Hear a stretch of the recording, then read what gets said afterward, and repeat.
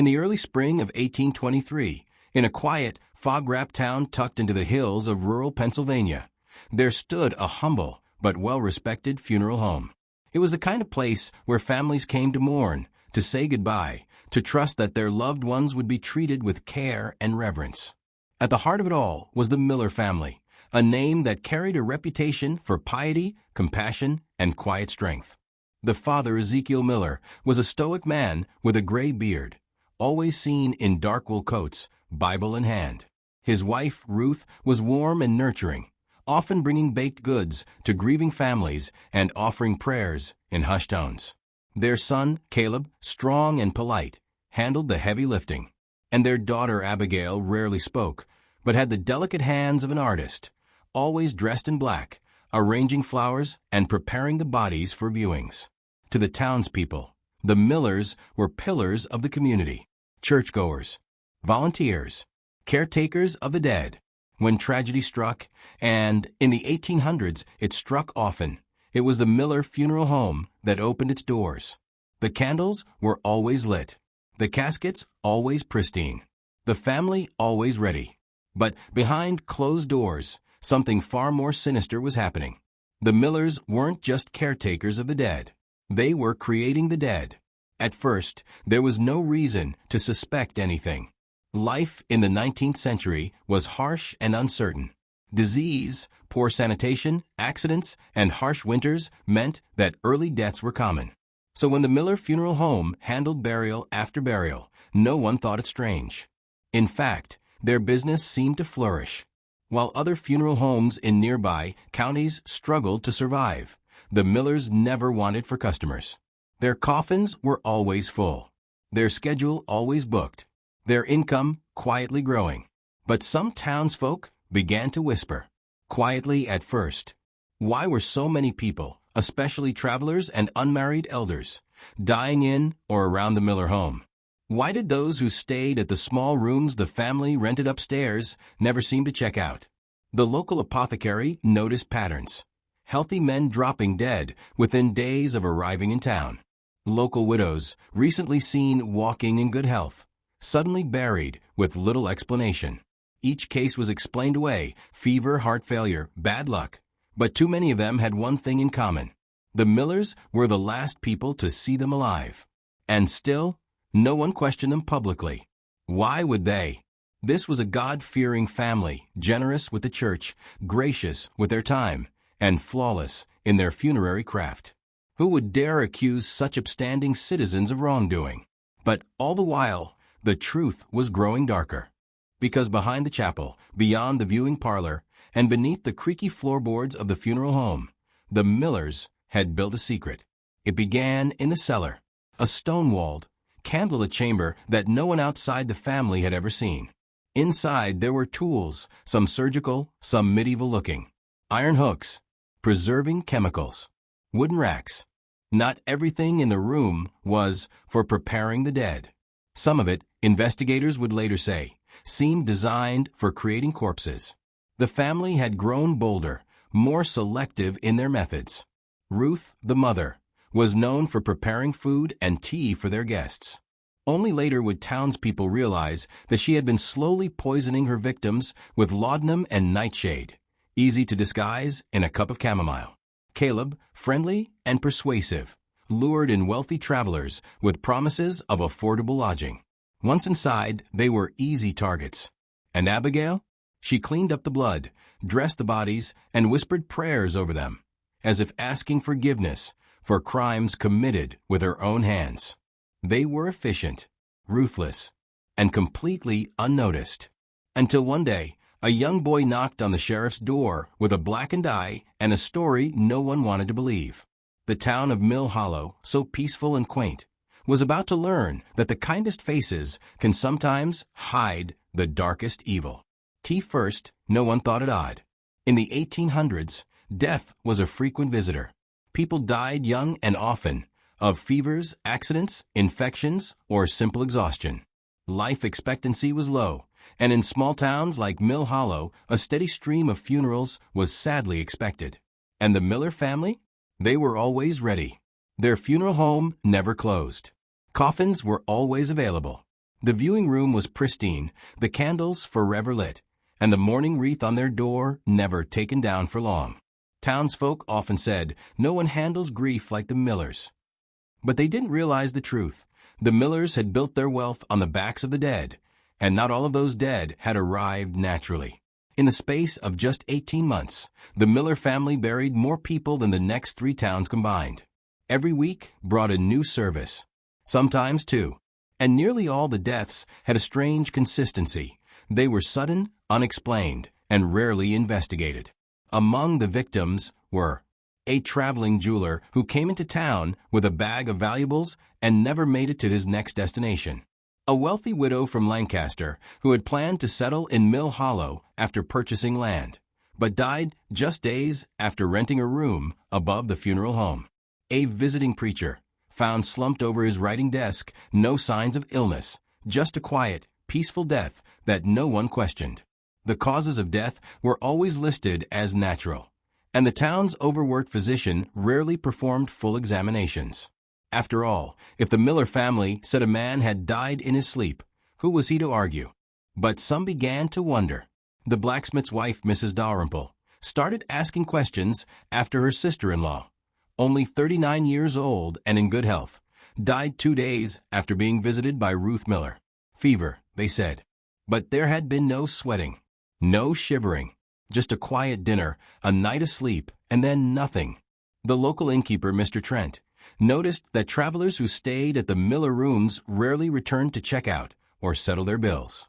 Even the town's minister, Reverend Pierce, confessed to his wife that something felt wrong. He had performed far too many funerals in a short time. "It's as if death is being invited into town," he said. But no one dared speak their suspicions aloud. Not yet. Because the Millers were still respected, still trusted, still untouchable. And business? It was booming. They expanded their services. New caskets, imported silks, gold-threaded shrouds. They began offering pre-burial packages, a strange innovation at the time. For a fee, families could prepare in advance for their own funeral, with caskets purchased and engraved years ahead. Some joked it was morbid. Others said it was practical. The town saw it as progress. But behind the polished wood and pressed black suits, the Millers were keeping secrets. They had no competition. Other undertakers in the region had quietly closed down, unable to match the Millers' speed or their eerily growing client list. And as their fortune grew, so did their silence. They no longer mingled in the town square. Ezekiel stopped attending church regularly. Abigail was rarely seen in daylight. Caleb, once friendly, had grown cold and short-tempered. The funeral home, once open and inviting, now looked darker, its windows shrouded with heavy curtains. People said it was grief. Constant exposure to death had hardened them. But others, especially the children, whispered stories.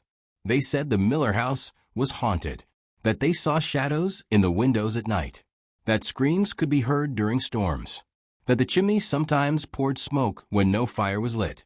Of course, the adults dismissed it all, until a 12-year-old boy appeared on a neighbor's porch, barefoot, bloodied, and whispering, "They tried to bury me alive."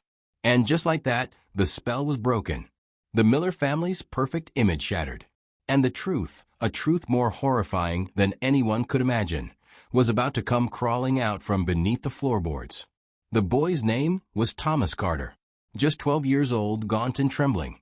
He showed up at the edge of town one foggy morning in early May, his feet bare, his face bruised, and his shirt torn at the collar. He had crawled through the dirt and thorns to reach a neighbor's porch, where he collapsed with a single sentence on his cracked lips. "The Millers tried to kill me." At first, no one believed it. Thomas was an orphan, sent by the church to work odd jobs and earn his keep. The Millers had taken him in as a servant, offering him room and board in exchange for chores. It was considered an act of charity, but Thomas had seen too much and lived to tell the tale. As he recovered, he told the constable everything: how the family treated death not with reverence, but with glee, how they argued late into the night about which guest to poison next, how he had been locked in the basement after witnessing Caleb dragging a lifeless man's body through the parlor, how Ruth had tried to feed him medicine,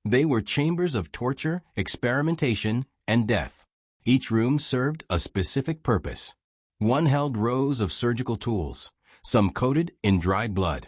Another contained dozens of glass jars, filled with preserved human parts, labeled with names and numbers. A third room was lined with shelves of bones, neatly stacked and bleached clean, like a private museum of the dead. In the back corner of the cellar, buried behind a wall of bricks, was a final windowless room. Inside were 12 coffins, all unopened, all sealed from the outside. When the lawmen pried them open, they found bodies, some fresh, some mummified, one just beginning to decay. One coffin even held 2 victims, crammed together and posed as if holding hands. Medical examiners and coroners worked around the clock, trying to determine identities and causes of death. Most of the victims had been poisoned or suffocated, but some bore the marks of physical trauma, blunt force, crushed windpipes, and broken ribs. In many cases, the victims had been dressed in burial garments before their lives had ended, prepared for funerals before they were dead. The town descended into mourning all over again. Families reburied loved ones with trembling hands, unsure whether they had ever truly known the truth. Were those their real relatives in the casket? Had they died naturally or been selected coldly and methodically by the Miller family? Fear spread quickly. Anyone who had ever stepped foot in the Miller home began to question what they had seen. Had that strange stain in the hallway really been candle wax? Had the odd smell in the parlor been from the embalming fluid, or something far worse?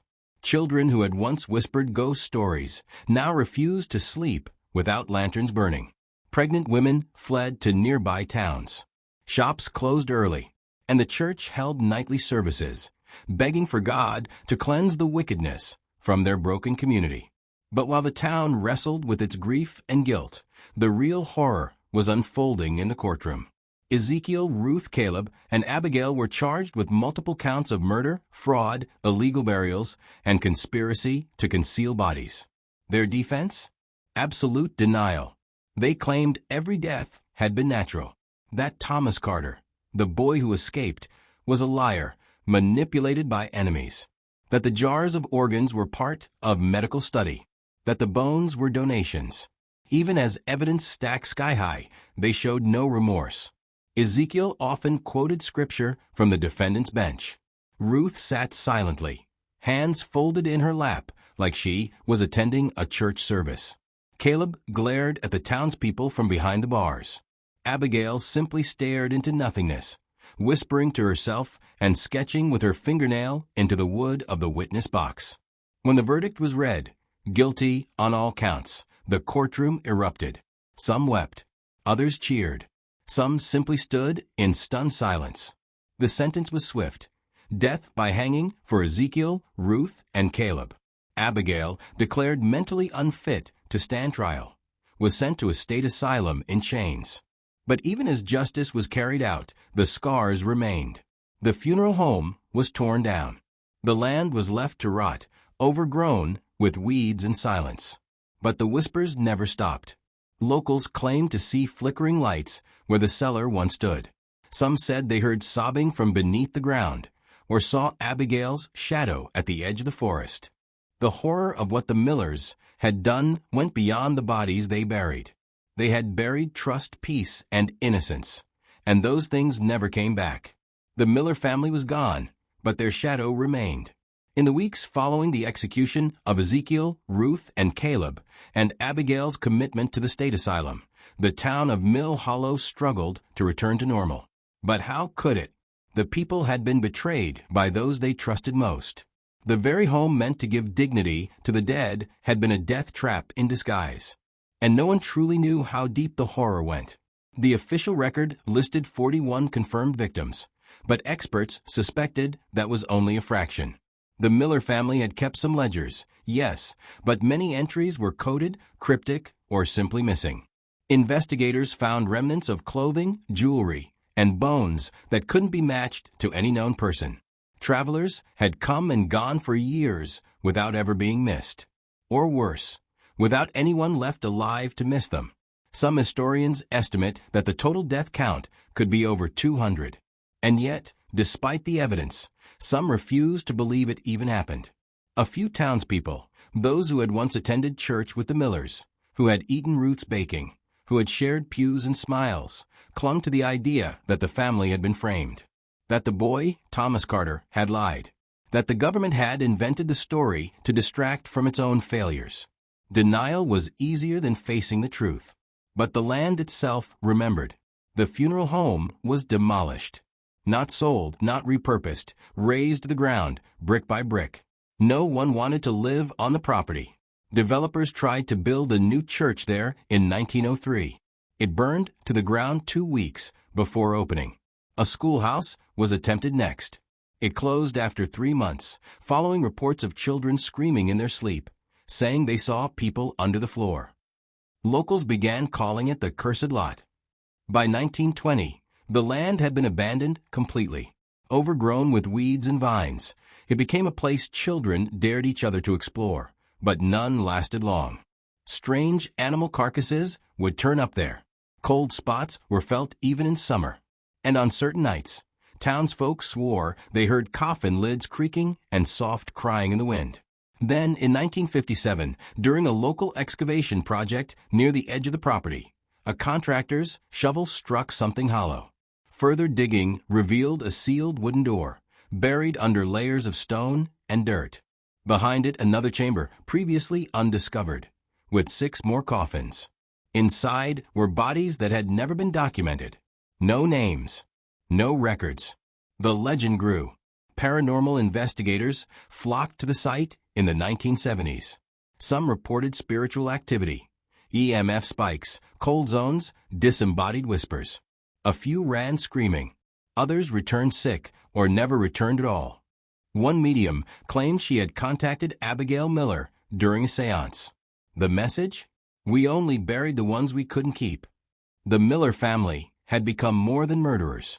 They became myth, a ghost story whispered in the dark, a cautionary tale told to misbehaving children. But behind the legend was something real, something unspeakably cruel. The Miller case was eventually included in criminal psychology textbooks as one of the earliest examples of family-based serial killing in U.S. history. It was referenced in studies of sociopathic behavior, cult-like dynamics, and religious delusion. Yet even among scholars, one question remained unanswered. Why? Why did an entire family take part? Why did they kill so systematically, so methodically, without mercy or regret? Some theorized that Ezekiel had manipulated his family with a twisted religious ideology, convincing them they were chosen. Others believed they were simply opportunists who found profit in death. A few argued that the family's obsession with control over life and death hinted at something even darker, perhaps a desire to play God. Abigail, the only survivor, died in the asylum in 1838 after 15 years of silence. Her final drawing, scratched into the wall of her room with a spoon, was discovered after her death. It showed a house with no windows, 12 coffins underground, and 4 stick figures above it with their eyes crossed out. To this day, the town of Mill Hollow is small, quiet, and cautious of outsiders. Locals don't talk about the Millers unless pressed. The lot where the funeral home once stood remains untouched. Because some stories don't end. Some secrets aren't buried. And some families never really leave.